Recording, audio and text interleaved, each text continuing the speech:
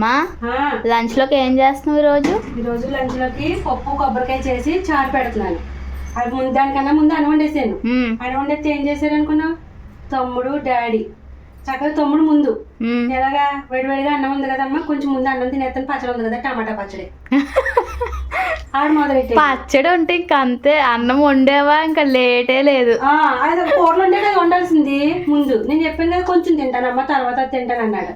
ఆడు తింటున్నాడు కదా అని డాడీ తింటున్నాడు కదా నేను కూడా తినేసాను.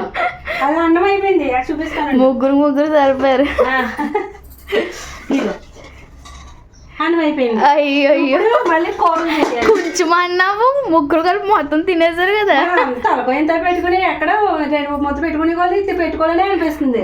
పచ్చడి టేస్ట్ చాలా బాగుంది, సూపర్ గానే. ఇంకొప్పుడు ఇదిగో చేసి తినాలి. ఇదిగో చారులోకి టమాటాలు లేవు.